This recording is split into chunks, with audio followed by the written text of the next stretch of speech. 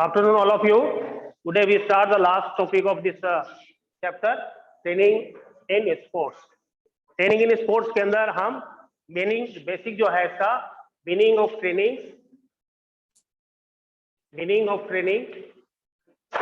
जिसमें हम sports training को लेते हैं। दूसरा, principle of sports training. Third आपका वार्मिंग अप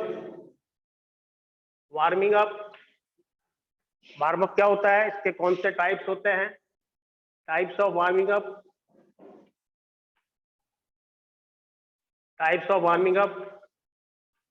और फिफ्थ है आपका मेथड ऑफ वार्मिंग अप। इसके अलावा आपका जो लास्ट टॉपिक इसमें है, इंपॉर्टेंस ऑफ वार्म अप।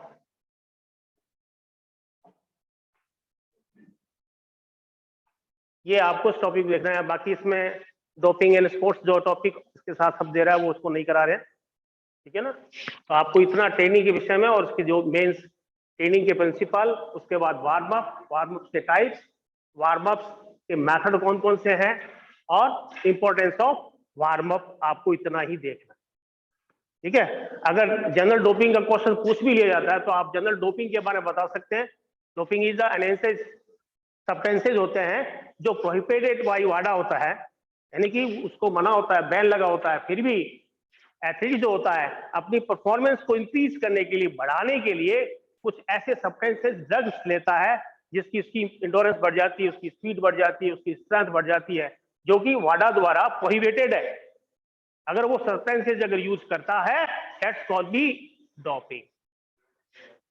इसमें कई प्रकार के सब्सटेंसेज होते हैं, इसमें ब्लड डोपिंग भी होती है, जीन डोपिंग भी होती है। कुल मिलाकर खिलाड़ी अपनी परफॉर्मेंस को एनहेंस करने के लिए ये जो है प्रोहिबिटेड सब्सटेंसेस को यूज करता है, ग्रोथ को बढ़ाता है, पावर को बढ़ाता है, स्टेमिना को डेवलप करता है, तो वो आपकी डोपिंग में आता है, ठीक है। तो वो हम कुछ नहीं रहे इसमें। तो आपको बेसिक से आप ट्रेनिंग पर ये देखना है। ये 5 और 6 जो टॉपिक पार्ट दे रखे हैं। वार्म अप क्या है, वार्म अप के कौन कौन से टाइप्स हैं, इसके अलावा वार्म अप की इंपॉर्टेंस ऑफ वार्म अप, ठीक है, वार्म अप की इंपॉर्टेंस क्या है। इसके साथ देखो कूलिंग डाउन भी मैंने बताया था आपको, कूलिंग डाउन भी इसमें पूछा नहीं जाएगा। Cooling down just reverse of warm up होता है। तो जब हम कोई एक्टिविटी खत्म कर लेते हैं, कंपटीशन खत्म होता है, ट्रेनिंग सेशन खत्म होता है, बॉडी को वापस नॉर्मल कंडीशन में लाने के लिए की जाने वाली जो एक्सरसाइज होती है वो कूलिंग डाउन, लिम्बरिंग डाउन उसको बोलते हैं। क्योंकि हम ट्रेनिंग के दौरान या कंपटीशन के बाद हमारी बॉडी के अंदर हार्ट बीट बढ़ जाता है, लैक्टिक एसिड बढ़ जाता है, CO2 बढ़ जाता है ना। तो उसको वापस हमारे टिश्यूज जो होते हैं वो ब्रस्ट होते हैं, क्रैम्प्स आ जाते हैं टिश्यूज के अंदर, तो उसको वापस नॉर्मल कंडीशन लाने वाली जो भी एक्टिविटी, स्टैटिक एक्सरसाइज जो होती है उसको हम कूलिंग डाउन बोलते हैं, ठीक है। तो जनरल मीनिंग्स मैंने ट्रेनिंग का बताया। ट्रेनिंग क्या है? Training is a basic form of the preparation of sports person. किसी भी स्पोर्ट्स पर्सन की जो तैयारी जो होती है, ठीक है ना, तैयारी करना ही एक बेस होता है, वो आपकी ट्रेनिंग होती है। ट्रेनिंग के अंदर हम वेरियस स्किल्स सीखते हैं, वेरियस टेक्निक्स को सीखते हैं, इसको इंप्रूवमेंट करते हैं, डेवलपमेंट करते हैं। कल मैंने आपको बताया भी था कि इसमें 3 टाइप्स के किसी स्किल को सीखने के आपके टाइप्स बताए थे। कौन से बताए थे? एक स्टांस, एक एक्सक्यूजन और तीसरा फॉलो थ्रू।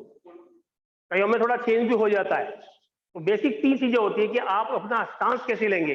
जब आपको कोई खेल स्किल सीखना है, उससे पहले विद इक्विपमेंट जो करना है, तो आपके खड़े होने की पोजीशन क्या होगी उस एक्टिविटी को करने के लिए। जैसे आप सर्विस करते हैं वॉलीबॉल में, एंड ऑफ द लाइन से करते हैं, तो पहले आप क्या करेंगे, अपनी पोजीशन बनाएंगे, बॉल को किस जगह पर रखेंगे, आपकी बॉडी बैलेंस कैसे रहेगी, आईज आपकी कहाँ रहेगी, हैंड्स कहाँ रहेंगे, ये आपकी जो स्टांसिंग पोजीशन बन गई है ना।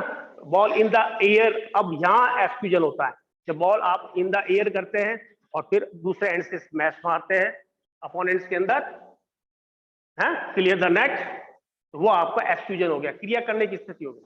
उसके बाद में होता है फॉलो थ्रू।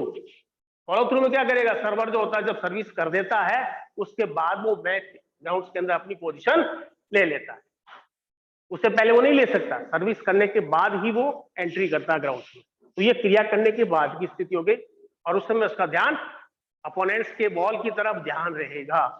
तो ये चीजें जो होता है बेसिक छोटी छोटी जो चीजें होती हैं, टेक्निक्स जो होती है, वो ट्रेनिंग के दौरान किसी भी एथलीट को जो है बताई जाती है, सिखाई जाती है। ठीक है, दूसरी आपने डेफिनेशन देखी, ट्रेनिंग क्या है। Training is the physical, mental, intellectual, physiological technique of preparation and individuals by the means of physical activities. Physical activities साधन के द्वारा हम जो है किसी पर्सन को ट्रेनिंग देते हैं। ये हो गया आपके मीनिंग ऑफ ट्रेनिंग। अब है principle of training. Principle of training के अंदर सबसे पहला प्रिंसिपल क्या है, सीधा ही लिख देते हैं, principle of continuity.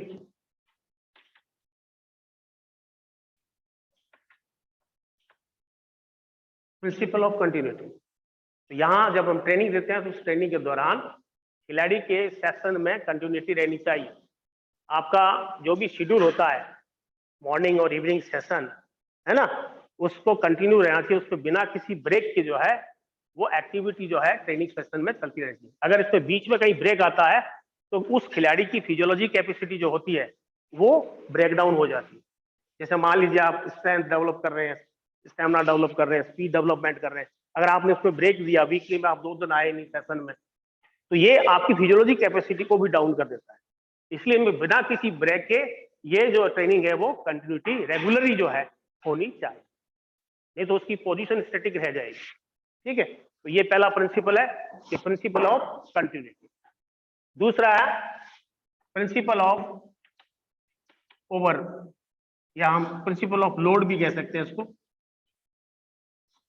Principle of load, जहां प्रोग्रेसेस की बात आती है, खिलाड़ी के प्रोग्रेसेस की बात आती है, तो उसको रेगुलर इंटरवल के साथ साथ उसमें लोड की एक्टिविटी बढ़ा देनी चाहिए। बढ़ा देने का मतलब क्या है, हम उस एक्टिविटी को और लंबे समय तक के लिए उसको करें, उस पर ऐसा लोड डालें कि वो उसकी स्टेमिना बढ़ जाए, उसकी स्पीड को डेवलपमेंट किया जा सके, उसकी स्ट्रेंथ पावर को बढ़ाया जा सके। तो वेट, जैसे वेट लिफ्टिंग में वेट होता है ना, तो वेट धीरे धीरे अप करते रहते हैं, तो बॉडी के मसल्स जो होते हैं उस लोड को, जो उस वेट को जो वो बियर करना शुरू कर देते हैं। फिर उसको बियर करने के बाद उस पर और लोड बढ़ाया जाता है। अगर हम नॉर्मल लोड ही देंगे तो उस खिलाड़ी की परफॉर्मेंस स्टैटिक रह जाएगी, वहीं तक रह जाएगी। तो हमें क्या करना है, उस ट्रेनिंग के दौरान उसकी परफॉर्मेंस की स्किल्स को और डेवलप करना है।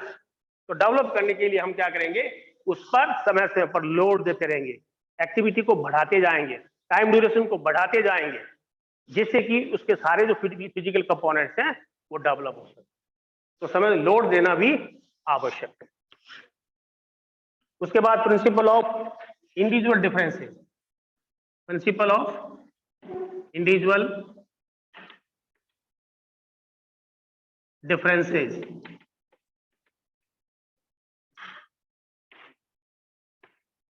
स्वाभाविक रूप से हर व्यक्ति की इंडिविजुअल डिफरेंसेस होता है, उनकी कैपेसिटी, कैपेबिलिटी अलग अलग होती है। एक ही एज के पर्सन होते हैं, एक ही एज के खिलाड़ी होते हैं, लेकिन उनकी कैपेबिलिटी अलग होती है, एबिलिटी, उनकी योग्यताएं अलग अलग होती है। तो इस डिफरेंसेस को विशेष रूप से ट्रेनिंग के दौरान ध्यान रखना चाहिए। किसी इंडिविजुअल कैपेसिटी मोर देन किसी चीज को करने की, किसी की कम है, तो इंडिविजुअल डिफरेंसेज में जो उसके बॉडी की मसल्स होती है, जैसे कि मान लेते हैं कि अपन बिग मसल्स वाले जो होते हैं वो क्या है, धीरे धीरे हेल्थी होते हैं, वन इज पर शॉर्ट मसल्स। ठीक है ना, जैसे लॉन्ग ड्यूरेशन रेसेज वाले होते हैं और एक स्प्रिंटर होते हैं, उनके बीच का जो ड्यूरेशन है उसमें जल्दी जो हेल्थी होते हैं, जल्दी रिकवर कौन होते हैं, फास्ट ट्विस्ट वाले, रादर देन लॉन्ग जो रेड ट्विस्ट वाले होते हैं। जो मैराथन होते हैं वो रिकवरी में समय लेते हैं। तो यहाँ पर इंडिविजुअल डिफरेंसेस भी ट्रेनिंग देते समय किसी पर्सन, खिलाड़ी की जो है कैपेबिलिटी, उसकी एबिलिटी अलग अलग होती है, उसके हिसाब से उसको ट्रेनिंग लोड देना चाहिए। इसके बाद है आपका प्रिंसिपल, वैसे 8-10 दे रखे हैं इसमें, principle of variety. Principle of variety, लगातार हम, क्योंकि ट्रेनिंग के दौरान हम ओवरलोड देते हैं, एंजाइटी भी आती है, थकान भी आती है ना, ड्यूरेशन लंबा होता है इसका। तो उसमें क्या होता है, प्लेयर्स और कोचेस दोनों क्या है, उस एक्टिविटी को लगातार करने से बोर हो जाते हैं, बोरिंग महसूस करते हैं। तो कोच क्या है, एक एक्सपर्ट जो कोच होता है, एक समझदार जो कोच होता है, वो क्या करता है, ट्रेनिंग के दौरान कुछ उसकी वैरायटियां चेंज कर देता है, जिससे खिलाड़ी अपना इंटरेस्ट बनाए रखें और मोटिवेट होते रहे। तो वैरायटी इसमें क्या क्या देते हैं हम? वैरायटेबल नेचर ऑफ एक्टिविटी को चेंज कर दो। एक्सरसाइज जो पहले कर रहे थे उस एक्सरसाइज में कुछ बदलाव कर दीजिए, चेंज कर दीजिए, कुछ नयापन उसमें लाइए। दूसरा, कुछ ग्रुप में डाल दीजिए, कुछ एनवायरमेंट में उसको अलग डाल दीजिए। जैसे मान लो अभी किसी ग्रुप में थे वो बच्चे ट्रेनिंग कर रहे थे, अब दूसरे ग्रुप में उनको कुछ बच्चों को डाल दीजिए, इससे क्या उनका इंटरेस्ट मोटिवेट बना रहेगा। तीसरा, एनवायरमेंट की बात आती है इसमें। एनवायरमेंट में जैसे किसी ग्राउंड पे वो खेल रहे हैं, उस जगह से हटके किसी दूसरे ग्राउंड में उसको भेज दे खेलने के लिए। होता है अक्सर, जो होम ग्राउंड में खेलता है ना, इतना एक्टिव नहीं होता बच्चा, जितना दूसरे कोर्ट में दूसरे ग्राउंड में किसी में जाएगा तो एनवायरमेंट वो चेंज कर रहा है, तो वहां वो कुछ ज्यादा अर्न कर पाएगा। तो यहाँ कोच को चाहिए कि समय समय पर इस लोड को जो है, इस वैरायटी को जो है, ट्रेनिंग सेशन को जो है, उसमें कुछ चेंजिंग कर देना चाहिए। ये सुबह शाम का सत्र है तो उसमें जो डिफरेंस इंटरवल जो होता है उसमें थोड़ा टाइम पीरियड बढ़ा देना चाहिए। इस तरह से कुछ वैरायटी इसमें लाएंगे तो बच्चे जो है इंडिविजुअल जो होता है उसमें एक इंटरेस्ट इसमें रहेंगे और मोटिवेट भी। ये हो गया। एक है इसका प्रिंसिपल ऑफ वार्मिंग अप या warm up and cooling down.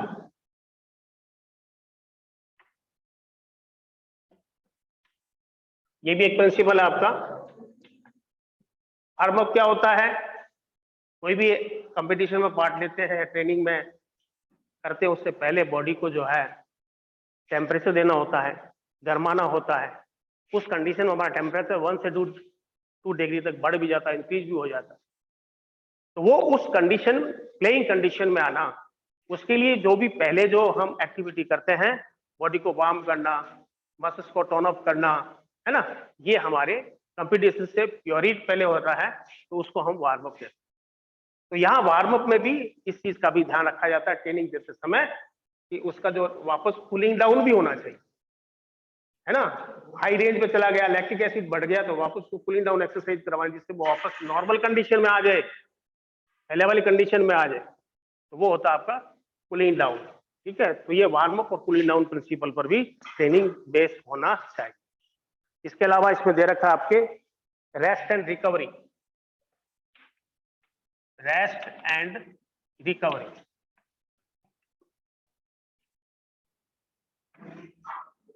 खिलाड़ी को अगर प्रॉपर रेस्ट एंड रिकवरी न देंगे तो खिलाड़ी में भी इंजर्ड, तो वो फैटिग हो जाएगा।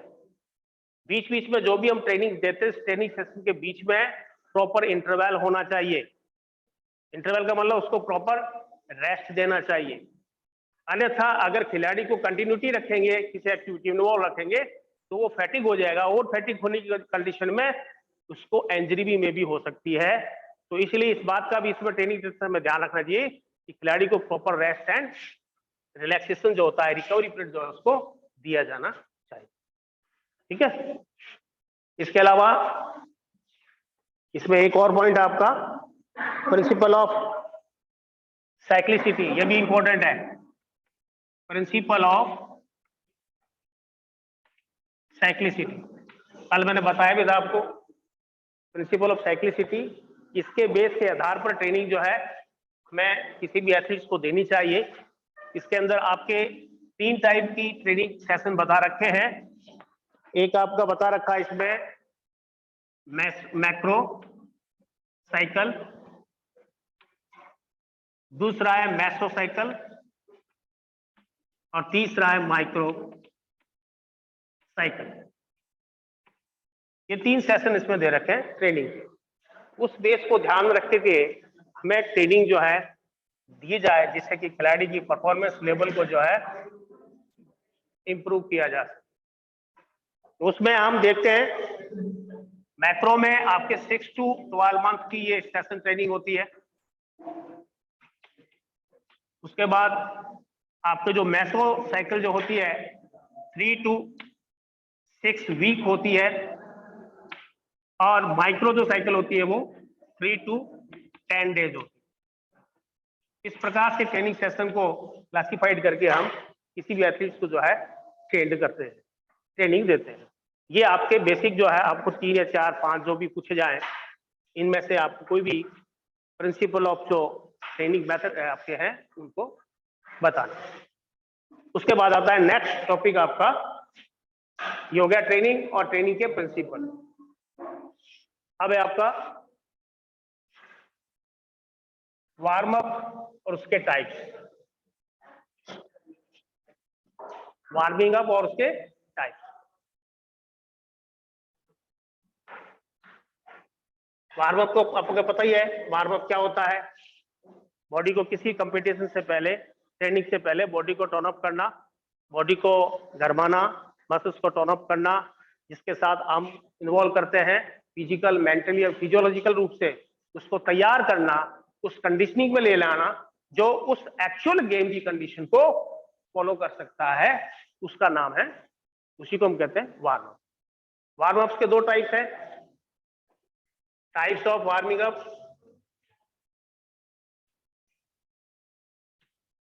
पहला कौन सा है? Passive warm up, passive warm up.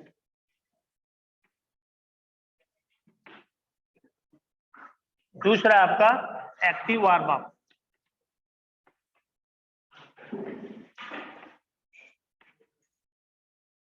Active warm up आपके दो प्रकार के हैं। एक्टिव वार्म अप कौन कौन से होते हैं? Two types of active warm up. कौन कौन से होते हैं? एक होता है आपका general warm up, general warming up. दूसरा आपका specific warm up, specific warming up. Two types के होते हैं।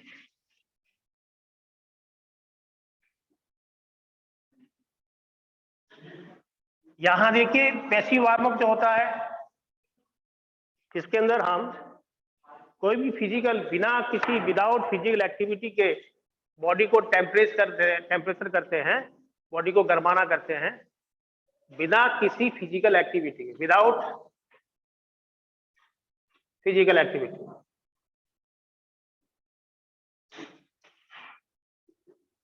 बॉडी टेम्परेचर इंक्रीज करते हैं, यानी कि बॉडी टेम्परेचर को जब इंक्रीज करते हैं बिना किसी फिजिकल एक्टिविटी के, वो होता है आपका पैसिव वार्म अप। ठीक है, इसका एग्जांपल भी बने, आपको बताए थे कि विदाउट फिजिकल एक्टिविटी के ऐसे कौन से मीन साधन है जिससे बॉडी का टेम्परेचर बढ़ाया जाता है। आप वियर हैवी क्लोथ्स, है ना, गर्म कपड़े ज्यादा पहनना। दूसरा आपका कौन सा है जिसके अंदर हम बॉडी को टेम्परेचर देते हैं?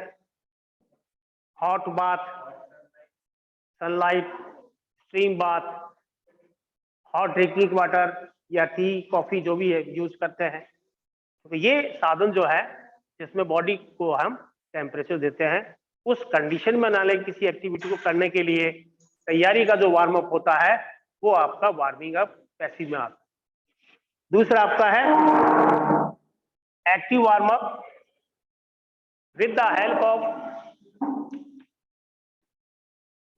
the help of physical activity,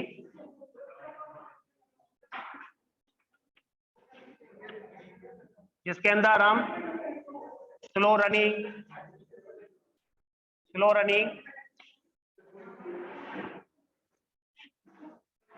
walking,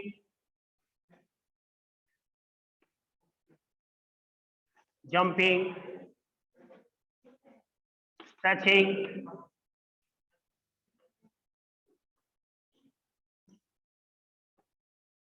exercise, these are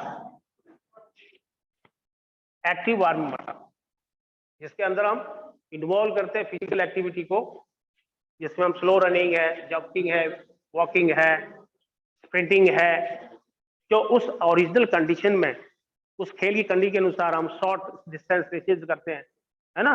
जैसे 100 मीटर की रेस है तो उसमें जो वो प्रैक्टिस करता है ना ट्रेनिंग सेशन में, तो डेली की जो ट्रेनिंग सेशन उसका होता है ना, उस ट्रेनिंग सेशन में 30 से 40 मीटर की रेसेस जो है 4 to 8 टाइम्स रिकवर की जाती है, 4 to 8 टाइम रिपीटेशन की जाती है, जिससे कि उसकी स्प्रिंटिंग जो होती है, क्योंकि उसका कारण क्या है, उसका लॉजिक ये है कि कोई भी एथलीट जो होता है मैक्सिमम स्पीड जो है वो 6 सेकंड तक कायम रख सकता है। 20 से 20 यानी 20 से 25 मीटर तो वो मैक्सिमम स्पीड जिसको बोलते हैं उसको वो कवर कर सकता है।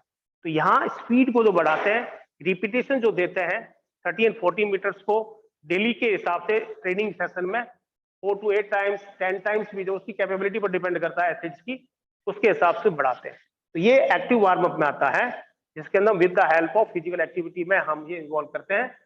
तो आपका जनरल वार्म अप क्या होता है, स्पेसिफिक क्या होता है, एक्टिव के दो टाइप्स बता रहे हैं। ये पेपर में अगर आए क्वेश्चन तो इसको इस तरह से डील करना है। टाइप्स ऑफ वार्मिंग अप में आपका पैसिव और एक्टिव, आप चार्ट भी बना सकते हैं एक्टिव का और एक्टिव का। एक्टिव के नीचे आप दो टाइप्स लिख दीजिए, जनरल वार्म अप और specific warm up.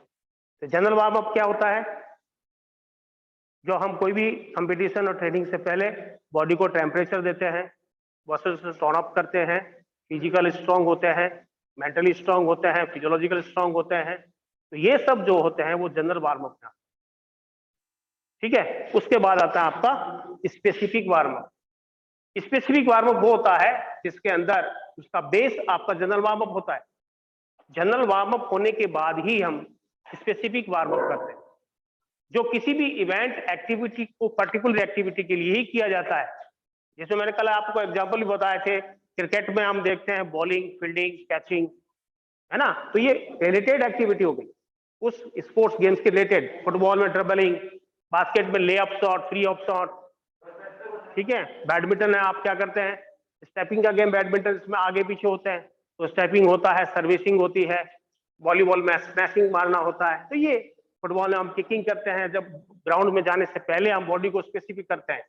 Warm up कर लिया 10 मिनट, उसके बाद में जब मैच शुरू होने वाला है उसके जस्ट 2-3 मिनट पहले हम क्या करते हैं, स्पेसिफिक एक्सरसाइज करते हैं। शूटिंग मारते हैं, फुटबॉल में किक मारते हैं, पास थ्रू करते हैं।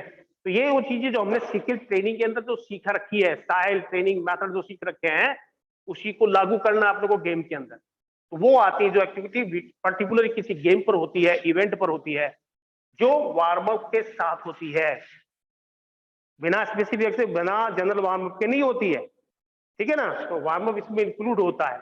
तो वो जो एक्टिविटी की जाती है स्पेसिफिक वार्म अप में आती है, ठीक है। जिसमें क्रिकेट ले लिया, बैडमिंटन आप एग्जांपल दे सकते हो उसमें, ठीक है। बास्केटबॉल ले लिया, उसमें कौन से ड्रिबलिंग कर रहे हैं, ले ऑफ शॉट मार रहे हैं, फ्री शॉट मार रहे हैं, ठीक है ना।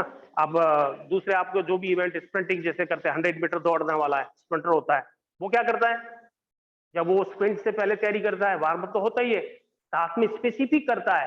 स्पेसिफिक क्या करेगा, 30 से 40 मीटर, 25 से 30 मीटर वो स्प्रिंट लगाएगा। 2 या 3 स्प्रिंट ज्यादा नहीं लगाते, क्योंकि ये जो होते हैं वाइट फाइबर वाले पर्सन होते हैं, जल्दी फैटी करने वाले होते हैं। तो एक बार वो क्या है, अपनी बॉडी को उस तरह से ट्रेनिंग के दौरान एडजस्ट कर लेते हैं। मुझे 30-40 मीटर स्पीड से दौड़ना है, उसके बाद मुझे रेडी फॉर कंपटीशन होना, तैयार होना है। तो इस तरह से जो तैयारी करते हैं वो स्पेसिफिक वार्म अप में इंक्लूड होती है।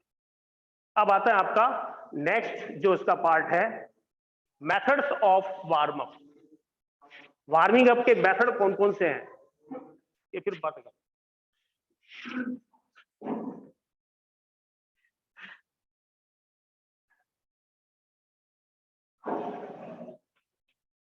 Method of warming up, methods of warming up में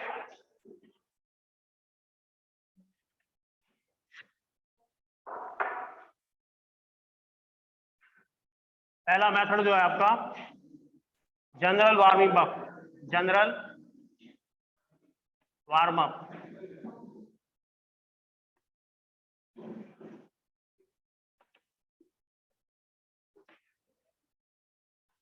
इसके अंदर जो आते हैं आपके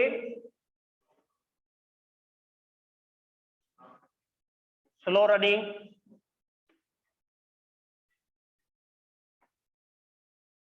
स्ट्रडलिंग,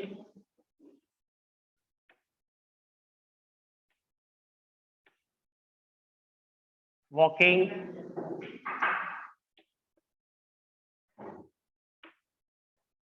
sprinting, these are general warm up method. ये टाइप्स के जो बता रखे ना उसी को मेथड के रूप में ले रखा है। तो पहला तो हो गया आपका जनरल वार्म अप, उसके बाद में दूसरा मेथड इसमें आता है सोना बाथ, तीसरा आता है स्टीम बाथ, तो मैंने बता रखे,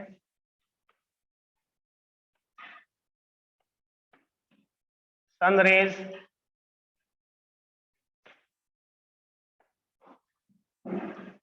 जो हम आप चाहें इसको दोनों को कंबाइन कर सकते हैं, पैसिव वार्म अप और एक्टिव वार्म अप।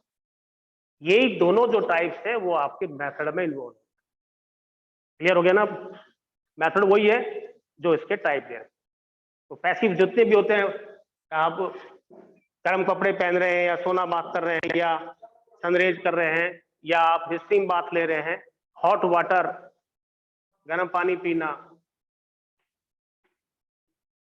ये सारे मेथड का नाम है। ठीक है, जो टाइप्स है वही इसके मेथड है। क्लियर हो गया?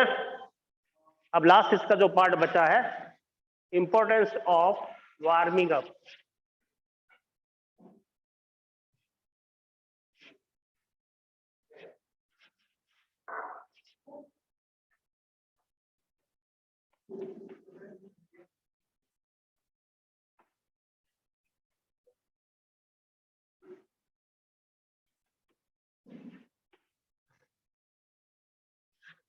वार्म अप के क्या इंपॉर्टेंस है? हम जो भी ट्रेनिंग लेते हैं, बॉडी को वार्म करके फिर ट्रेनिंग लेते हैं या किसी कंपटीशन में पार्ट लेते हैं, बिना इसकी तो हम कल्पना ही नहीं कर सकते ट्रेनिंग की। कोई भी पर्सन बिना ट्रेनिंग का कोई खेल में अच्छी अचीवमेंट प्राप्त कर ले या परफॉर्मेंस को बढ़ा ले, ऐसा पॉसिबल नहीं है। तो उसको ट्रेनिंग के दौर से गुजरना पड़ता है, ट्रेनिंग उसको लेनी पड़ती है, बेसिक स्किल उसको सीखने पड़ते हैं जिसको फंडामेंटल स्किल बोलते हैं, टेक्निक उसको सीखनी पड़ती है, टैक्टिक्स सीखनी पड़ती है, फिर जाकर के वो ट्रेन होता है। तो यहाँ इंपॉर्टेंस वार्म अप की इंपॉर्टेंस क्यों है, वार्म अप क्यों किया जाता है, वार्म अप क्यों किया जाना चाहिए? तो ये क्या करता है, बॉडी का टेम्परेचर इंक्रीज करता है, increase body temperature.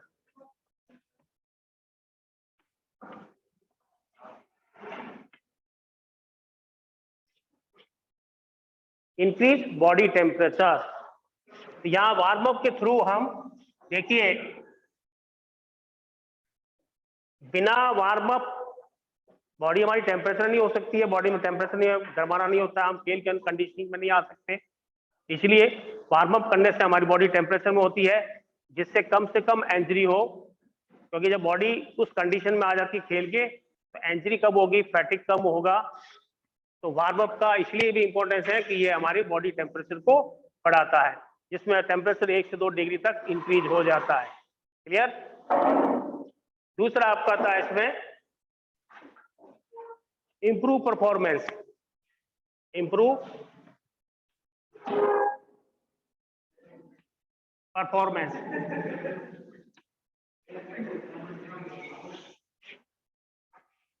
Improve performance. अब यहाँ इंप्रूव परफॉर्मेंस कब होगी, जब बॉडी आपका बॉडी वार्म अप होगी। जैसे मान लो एक बच्चा स्कूल आता है, 2 एग्जांपल बता रहा हूँ। स्कूल में आता है, सीधा नींद से उठ गया सीधा, वो हाथ धोया ना धोया, है ना, स्कूल टाइम हो गया, उठाया with along with bag and come to go to the school, school चला जाता है। तो जैसे ही वो क्लास में एंट्री करता है, क्लास का फर्स्ट पीरियड, वो अपने आप को एडजस्ट नहीं कर पा रहा, वो अपने आप को उसमें टीचर जो बात टीचिंग कर रहा है उसको वो एडजस्ट नहीं कर पा रहा है। कारण उसका क्या है, वो उसके लिए मेंटल और फिजिकल तैयार नहीं था। अब उसमें तैयारी क्या होती है, आप टाइमली गेटअप होते हैं, फ्रेश होते हैं, बाथरूम जाते हैं, स्नान नहाते धोते हैं, जो भी आपको रिफ्रेशमेंट लेना है वो लेते हैं, उसके बाद आप स्कूल आते हैं, तो आप रिफ्रेश होकर के स्कूल पहुंचते हैं। तो आप क्लास अटेंड जो है मेंटली और फिजिकली दोनों रूप से अटेंड करते हैं। वैसे ही ग्राउंड की बात है कि किसी भी खिलाड़ी की परफॉर्मेंस को अगर इंप्रूव करना है, तो उसका बॉडी का टेम्परेचर, बॉडी को गर्माना, वार्म अप होना बहुत जरूरी है। अगर आप सीधा क्लास से सीधा ग्राउंड में ले जाएंगे, तो हम खेल के दौरान कई बार इंजरी हो जाती है, हम प्रॉपरली हमारी बॉडी उस कंडीशनिंग के लिए नहीं होती है जो हम उस गेम को खेलना चाहते हैं। आपकी जो एक्चुअल परफॉर्मेंस है आपका एक्चुअल जो स्किल है वो दिख नहीं पाएगा, क्योंकि आप बॉडी आपकी जो है उस कंडीशन में एडजस्टमेंट नहीं थी, ठीक है ना। तो ये होता है परफॉर्मेंस। जब बॉडी वार्म अप प्रॉपर तरीके से होगी तो हमारा परफॉर्मेंस लेवल भी इंक्रीज होगा। इसके बाद इंजरी है ना, reduce injury, reduce injury. Proper warm up होगा तो हमारी मसल्स टोन अप रहेगी, मसल्स में क्रैम्प नहीं आएगा और हमारी परफॉर्मेंस एनहांस होगी, फैटिग नहीं होंगे। इसलिए हमारी इंजरी जो है उसको भी रिड्यूस करने में वार्म अप का कंट्रीब्यूट होता है, वार्म अप आवश्यक होता है, ठीक है। कई प्रकार की इंजरी होती है बॉडी के अंदर, सॉफ्ट टिश्यू इंजरी होती है, जॉइंट इंजरी हो जाती है ना, या आपके जो लिगामेंट इंजरी हो जाती है, फ्रैक्चर हो जाते हैं। तो इसका कारण क्या होता है कि बॉडी उस एक्टिविटी को करने के कंडीशनिंग में नहीं थी। जब कंडीशन में नहीं होगी तो मे बी पॉसिबल इंजरी हो सकती है। तो इसलिए टेम्परेचर बढ़ाते समय, वार्म अप करते समय हमें इस चीज का भी ध्यान रखा जाता है। इसके अलावा और कौन सी इसमें आप इंपॉर्टेंस अपनी तरफ से कुछ भी लिख सकते हैं। फ्लेक्सिबिलिटी इंप्रूव होती है, स्ट्रेंथ इंप्रूव होता है, इंडोरेंस इंप्रूव होता है। हम अपने वार्म अप इंपॉर्टेंस में ये चीजें भी लिख सकते हैं। Flexibility, improve flexibility, improve strength, strength को इंप्रूव करते हैं, स्पीड को इंप्रूव करते हैं। जो भी हमारे फिजिकल कंपोनेंट्स होते हैं वो हम इसमें वार्म अप के जरिए जो है, ट्रेनिंग के जरिए इंप्रूव करते हैं। तो ये कुछ इंपॉर्टेंस के कुछ पॉइंट्स थे, आपको कोई भी 4-5 याद रखने हैं। इसके अलावा और भी इंपॉर्टेंस के पॉइंट्स है इसमें आपके। लैक्टिक एसिड ब्लड के अंदर जो बढ़ता है, तो अगर प्रॉपर वार्म अप करेंगे तो बॉडी में लैक्टिक एसिड जल्दी से नहीं बढ़ेगा। मेटाबॉलिक रेट जो होती है आपकी वो इंक्रीज होती है, यानी इसका आपका एनर्जी लेवल जो होता है, जब वो प्रॉपर वार्म अप करेंगे तो हमारा एनर्जी लेवल भी हाई होगा, जो हमारा किसी भी एक्टिविटी के लिए आवश्यक होता है। तो इसी कंडीशन में क्या होगा, जब एनर्जी पावर बढ़ता है तो हमारा मेटाबॉलिक रेट भी बढ़ जाता है। तो ये प्रॉपर वार्म अप से ही पॉसिबल हो, ठीक है। तो ये आपका लास्ट जो पार्ट था इसका मैंने आपको बता दिया। कुल मिलाकर के आपको इस टॉपिक के अंदर meaning, training of meaning, sports training का मीनिंग क्या है, दूसरा आपका जो प्रिंसिपल ऑफ ट्रेनिंग कौन कौन से हैं, जिसमें कंटिन्यूटी है ना, रेगुलरी जो होती है, ओवरलोड होता है इसमें, इसके अलावा आपका रेस्ट एंड रिकवरी पीरियड होता है। तो ये बेसिक प्रिंसिपल है जो हमें ट्रेनिंग देते समय एक कोच को जो है, एक साइकोलॉजिस्ट को जो है, एक फिजियोथेरेपिस्ट को है, वो ध्यान रखना आवश्यक होता है, ठीक है। तो ये सारे आपके इसमें आगे प्रिंसिपल में। इसके बाद types of warm up, warm up क्या होता है, इसके कौन कौन से टाइप्स है। टाइप्स में आपके 2 प्रकार के टाइप्स बताए हैं, एक आपके टॉप टाइप वार्म अप में पैसिव और दूसरा स्पेसिफिक वार्म अप, ठीक है। 2 तरह के वार्म अप हो गए, तो उसके अलग अलग टाइप्स है। इसके अलावा इसमें आपके जो मेथड्स है, वो आपकी जो टाइप्स जो है दे रखे वही आपके मेथड्स है, जिसमें पैसिव और एक्टिव जो भी आपके वार्म अप है उसके अंदर जो भी मेथड्स दे रखे हैं वो टाइप है, वही मेथड है इसके। और लास्ट में आपको दे रखा है कि इंपॉर्टेंट